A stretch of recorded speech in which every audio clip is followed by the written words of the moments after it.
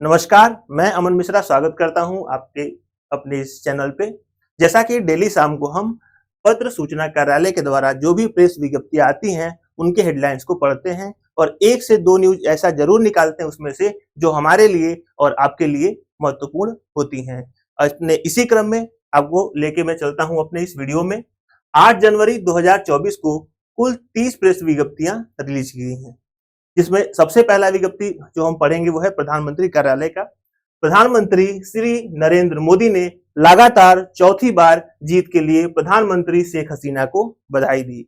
जैसा कि आपको पता है, बांग्लादेश में चुनाव चल रहे थे जिसमें शेख हसीना लगातार चौथी बार प्रधानमंत्री बनी है, जिसकी बधाई जो है हमारे प्रधानमंत्री श्री नरेंद्र मोदी जी ने उन्हें दी है। वीडियो कॉन्फ्रेंसिंग के माध्यम से विकसित भारत संकल्प यात्रा के लाभार्थियों के साथ बातचीत के दौरान प्रधानमंत्री ने जो कुछ बातें कही उसका मूल पाठ अगले विज्ञप्ति में दिया गया है। जब अब किसान सरकार के समर्थन को लेकर आश्वस्त हैं, ऐसा कहा पंजाब के एक किसान ने प्रधानमंत्री जी से। यूपी विश्वकर्मा ने एक जिला एक उत्पाद योजना के लिए पीएम को धन्यवाद दिया। प्रधानमंत्री ने जैविक खेती करने वाले मिजो किसान की अपनी आय 7 गुना से अधिक बढ़ाने की सराहना की। प्रधानमंत्री ने नई पद्धति अपनाने के लिए आंध्र प्रदेश के 102 साल पुराने सहकारी समूह की भी सराहना की। छत्तीसगढ़ की आदिवासी महिला ने सरकारी योजनाओं के बारे में अपने ज्ञान से प्रधानमंत्री को प्रभावित किया। प्रधानमंत्री ने विकसित भारत संकल्प यात्रा के लाभार्थियों से बातचीत की। जैसा कि आपने देखा होगा या कहीं ना कहीं जरूर सुना होगा कि भारत जो है 2047 में विकासशील से विकसित हो जाए, ऐसा लक्ष्य रखा है हमारे प्रधानमंत्री जी ने। और उसी क्रम में ये जो यात्राएं हैं वो चल रही हैं, जो 26 जनवरी 2024 को रुक जाएगी। प्रधानमंत्री श्री नरेंद्र मोदी ने गहरे पानी वाले कृष्णा गोदावरी बेसिन से तेल उत्पादन शुरू होने की भी सराहना की। प्रधानमंत्री ने विकास द्वारा गाया भक्ति भजन अयोध्या में जय जयकार गूंजे साझा किया है। जैसा कि आप लगातार देख रहे होंगे, पिछले 4 से 5 दिनों में प्रधानमंत्री जी किसी ना किसी एक गायक का राम मंदिर को लेकर गाया हुआ गीत अपने एक्स हैंडल पे साझा कर रहे हैं। इसी क्रम में आज का ये जो साझा किया हुआ गाना है, जिसे आप यूट्यूब पे सर्च करके सुन सकते हैं।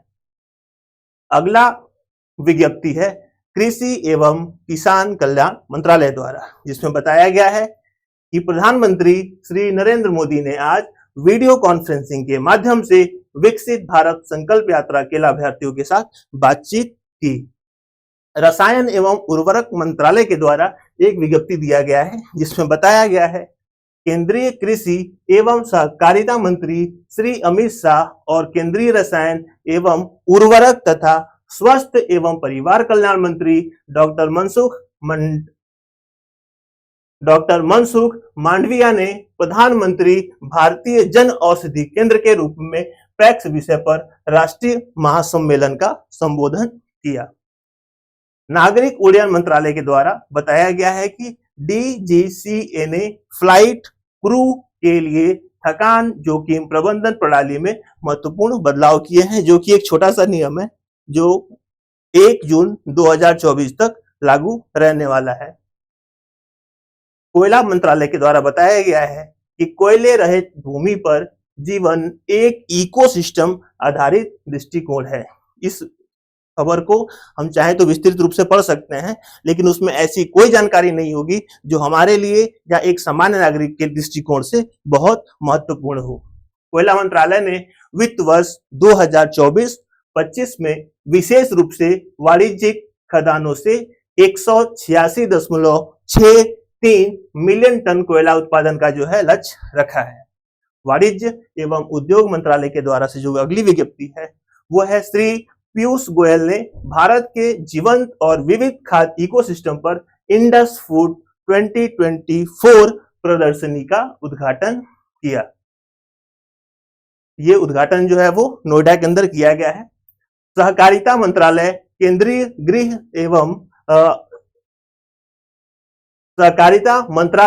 केंद्रीय गृह एवं सहकारिता मंत्री श्री अमित शाह ने आज नई दिल्ली में 5 राज्यों के पैक्स को प्रधानमंत्री भारतीय जन औषधि केंद्र के संचालन के लिए स्टोर कोड विकृत करने के कार्यक्रम को संबोधित किया। रक्षा मंत्रालय के द्वारा बताया गया है कि जम्मू और कश्मीर तथा लद्दाख में 4 और एनसीसी इकाइयां स्थापित की जाएंगी, ये कहा हमारे रक्षा मंत्री ने और इस प्रस्ताव को मंजूरी भी दे दी। वित्त मंत्रालय की तरफ से जो विज्ञप्ति आई है वो हमारे लिए और आपके लिए इंपॉर्टेंट नहीं है, क्योंकि ये रिजर्व बैंक की एक छोटी सी मुंबई के अंदर होने वाली नीलामी है।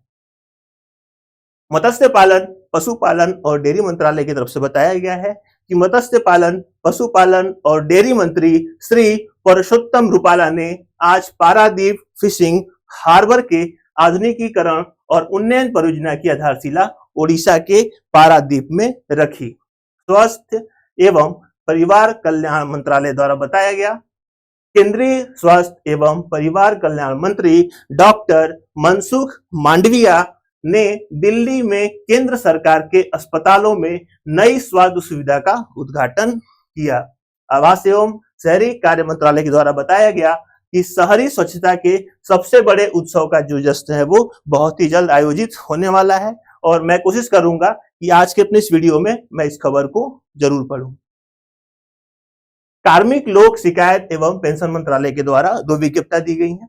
असम के राज्यपाल श्री गुलाब चंद्र कटारिया और केंद्रीय राज्य मंत्री डॉक्टर जितेंद्र सिंह कल गुवाहाटी में ई गवर्नेंस पर 2 दिवसीय क्षेत्रीय सम्मेलन का उद्घाटन करेंगे।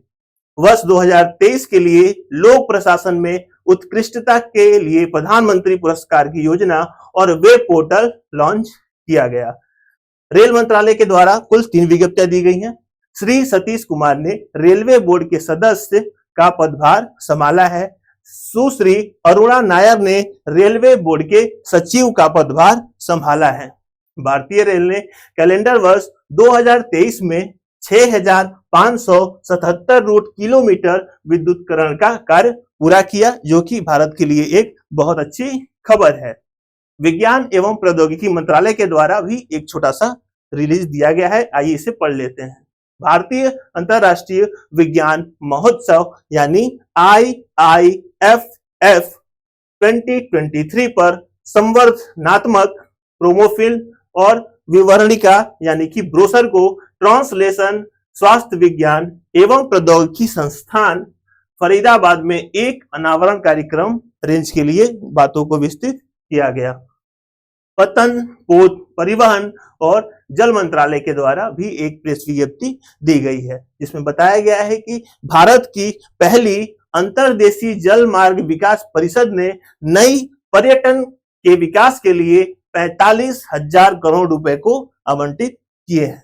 सामाजिक न्याय एवं अधिकारिता मंत्रालय ने बताया, अंतरराष्ट्रीय पर्पल उत्सव 2024 समावेशिता और सशक्तिकरण के एक वैश्विक उत्सव का आज गोवा में शुभारंभ किया गया।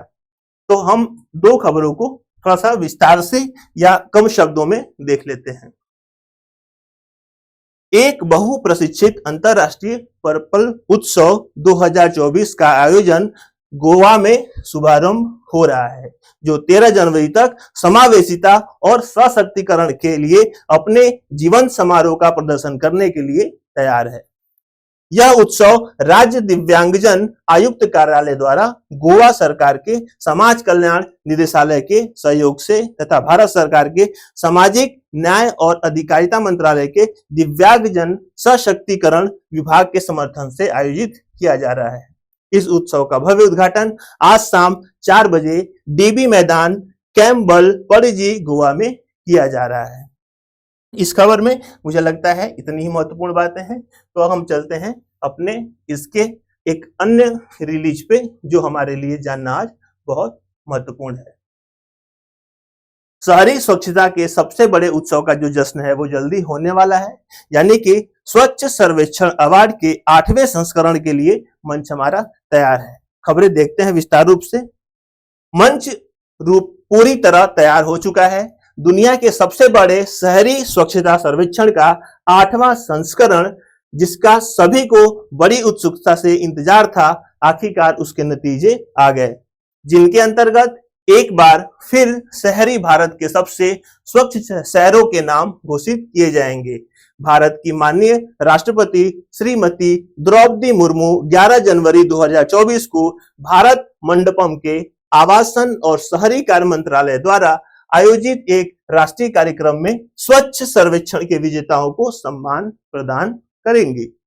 इस कार्यक्रम में विभिन्न श्रेणियों के तहत 110 से अधिक पुरस्कार प्रदान किए जाएंगे। अकेले राष्ट्रीय श्रेणी में 20 से अधिक पुरस्कार होंगे। इसके अतिरिक्त राज्यों को विभिन्न श्रेणियों में उनके प्रदर्शन के लिए भी मान्यता दी जाएगी और पुरस्कृत किया जाएगा। स्वच्छ सर्वेक्षण ने शहरों के बीच स्वस्थ प्रतिस्पर्धा की अनोखी भावना जगाई है, जिससे वे शहरी स्वच्छता बढ़ाने और अपने निवासियों को बेहतर सेवा प्रदान करने के लिए प्रेरित हुए हैं। साल 2016 में महज 73 प्रमुख शहरों के मूल्यांकन के साथ शुरू हुए इस स्वच्छ सर्वेक्षण के वर्तमान संस्करण में 4,477 शहर शामिल हुए। इतने शहरों तक अपनी पहुंच बनाने के बाद स्वच्छ सर्वेक्षण का महत्व काफी तेजी से बढ़ा है। इस साल स्वच्छ शहर पुरस्कारों में विरासत में मिले पुराने डंप साइटों को खत्म करने, प्लास्टिक के कचरे का प्रबंधन करने, रिड्यूस, रीयूज, रिसाइकलिंग के सिद्धांतों को लागू करने और सफाई मित्रों की सुरक्षा सुनिश्चित करने को प्राथमिकता दी गई है। सर्वेक्षण का 8वां संस्करण कचरे को मूल्यवान संसाधनों में परिवर्तित करने का केंद्रित था और इसका मूल्यांकन 3000 से अधिक मूल्यांकनकर्ताओं की एक टीम द्वारा किया गया। नागरिकों की भागीदारी और प्रतिक्रियाओं पर जोर सर्वेक्षण की सफलता में सहायक रहा है। कुल मिलकर सर्वेक्षण में लगभग 409 मिलियन की आबादी को शामिल किया गया। इस साल मूल्यांकन के दौरान आश्चर्यजनक रूप से 12 करोड़ नागरिकों की प्रतिक्रियाएं प्राप्त हुई, जो विभिन्न चैनलों के माध्यम से बड़े स्तर पर नागरिकों के जुड़ाव के साथ अभूतपूर्व स्तर को दर्शाती है। साल के सबसे प्रतीक्षित पुरस्कार समारोह के अलावा 11 जनवरी 2024 को स्वच्छ सर्वेक्षण पुरस्कार स्थल भारत मंडपम में अपशिष्ट प्रबंधन के नवीनतम तकनीकों और उपकरणों की एक रोमांचक श्रृंखला प्रदर्शित की जाएगी। मैकेनिकल स्वीपिंग मशीनें, सीवेज क्लीनिंग रोबोट, कचरा संग्रहण और परिवहन वाहन यहां आने वाले लोगों का ध्यान आकर्षित करेंगे।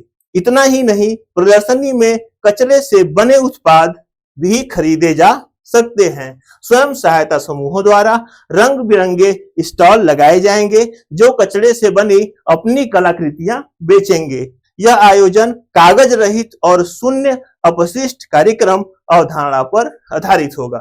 पुरस्कार समारोह में शहरी विकास मंत्रियों समेत देश के विभिन्न हिस्सों के मेयर, राज्य और शहर प्रशासक, सेक्टर भागीदार, विषय विशेषज्ञ, युवा संगठन, उद्योग प्रतिनिधि, स्वच्छता और अपशिष्ट प्रबंधन क्षेत्र में स्टार्टअप, शैक्षणिक संस्थान, गैर सरकारी संगठन, CSO, सफाई मित्र, स्वयं सहायता समूह आदि शामिल होंगे। स्वच्छ सर्वेक्षण पुरस्कारों का ध्यान केवल विजेता स्वच्छ शहरों को पुरस्कृत करने पर नहीं है, बल्कि उन शहरों को मान्यता देने पर भी है जिन्होंने स्वच्छता की दिशा में महत्वपूर्ण प्रगति की ओर और कचरा मुक्त वातावरण प्राप्त करने के लिए विभिन्न पहलों को लागू किया है।